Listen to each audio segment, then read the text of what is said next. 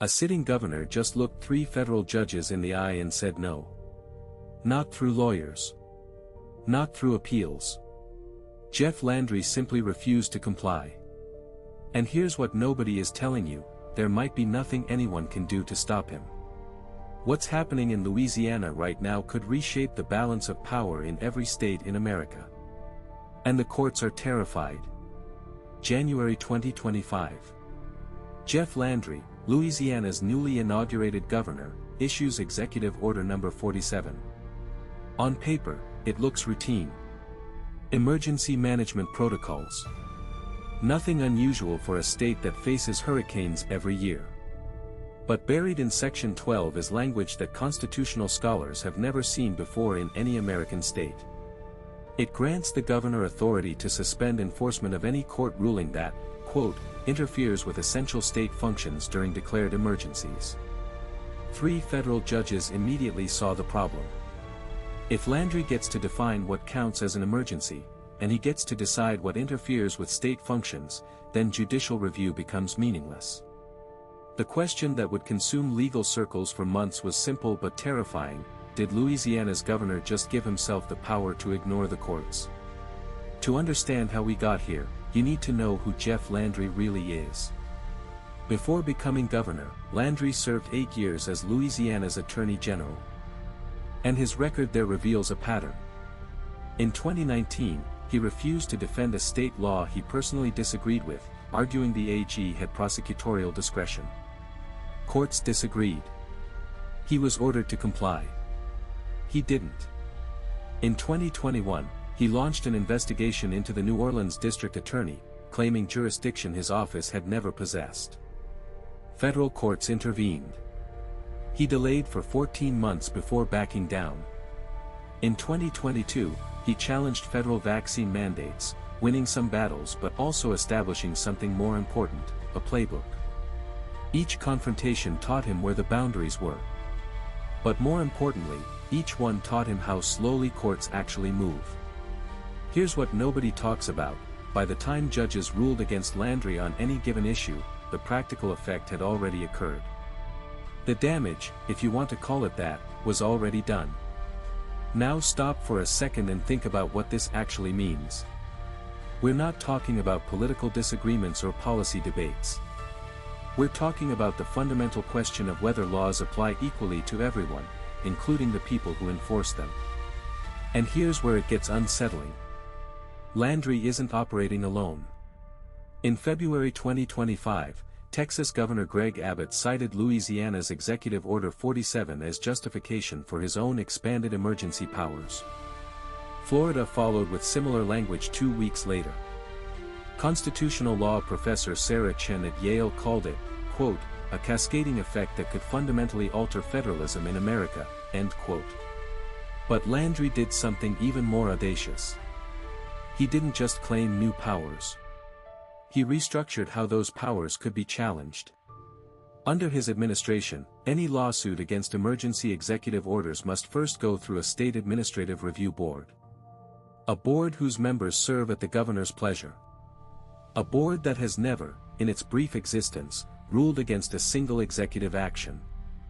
But here's what makes this story truly unprecedented. And I need you to pay close attention because this is where everything changes. In March 2025, the Fifth Circuit Court of Appeals, one of the most conservative federal courts in the nation, issued a ruling against Landry. They declared his administrative review requirement unconstitutional. They gave him 30 days to comply. On day 31, nothing happened.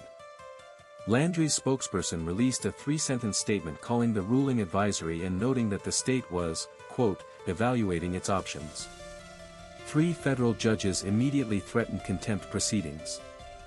The Department of Justice opened a review. Legal experts predicted Landry would back down. He didn't. 6 weeks later, he's still in open defiance.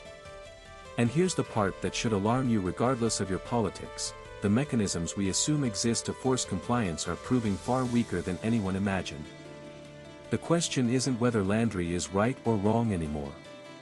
The question is whether anyone can actually make him stop. The implications of what Landry is doing extend far beyond Louisiana. Here's what legal scholars are genuinely losing sleep over. In the American system, courts have no army. They have no police force. Their power comes entirely from the expectation that their rulings will be obeyed. It's called judicial legitimacy, and it's maintained by a 200-year tradition of compliance. When Andrew Jackson allegedly defied the Supreme Court in 1832, he reportedly said, "John Marshall has made his decision, now let him enforce it." Most historians believe that quote is apocryphal. But it captured a terrifying truth that we've mostly forgotten: courts only work because we agree they work. Landry isn't citing Jackson. He's not making theatrical declarations of defiance. He's doing something far more sophisticated. He's simply acting as if certain rulings don't apply to him while using bureaucratic delays to prevent enforcement. By the time courts work through their contempt procedures and enforcement mechanisms, his policies will have been in effect for over a year. The practical outcome will be established. The damage, or the victory depending on your perspective, will be complete. Let me put this in perspective for you. And I want you to really think about what I'm about to say. Imagine for a moment that this wasn't Jeff Landry. Imagine it was a governor whose policies you despise.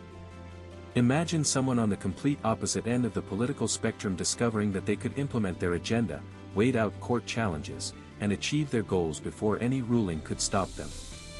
That's the precedent being set. Former Attorney General Eric Holder, a Democrat, warned last month that, quote, "The Louisiana situation represents a constitutional crisis in slow motion."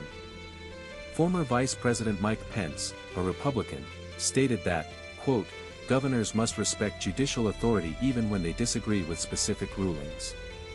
Both sides of the political spectrum see the danger.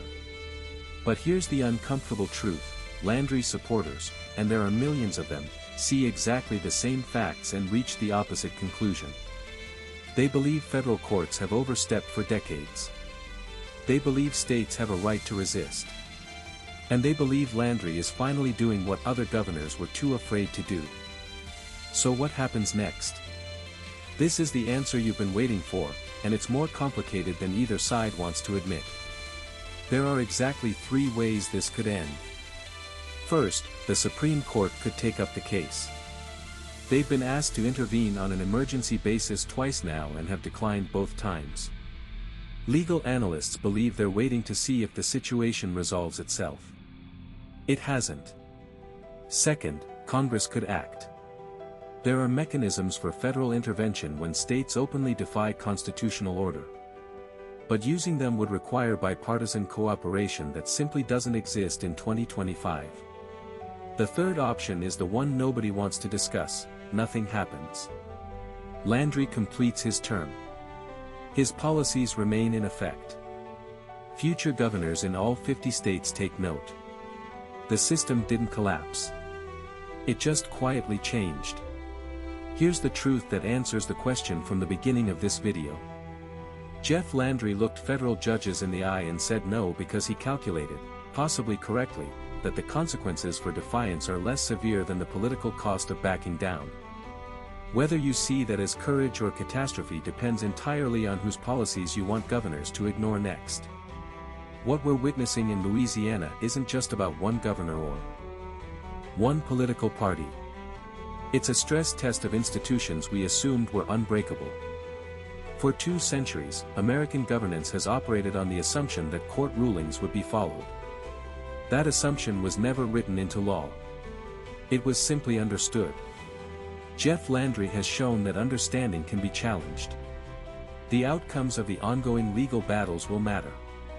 But perhaps what matters more is what we've already learned: the system has gaps no one ever tried to exploit this way.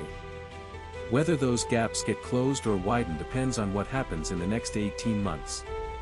Every governor in America is watching. Every state attorney general is taking notes. And the courts, for perhaps the first time in modern history, are confronting the limits of their own authority. Louisiana became a laboratory. The experiment isn't over. But the results so far are impossible to ignore.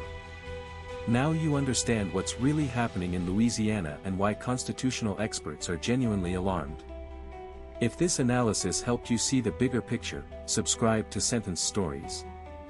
We break down the legal battles that mainstream media oversimplifies. Drop a comment below.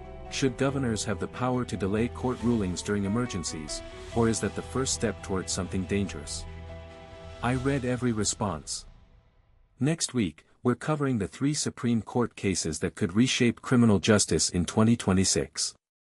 You won't want to miss it.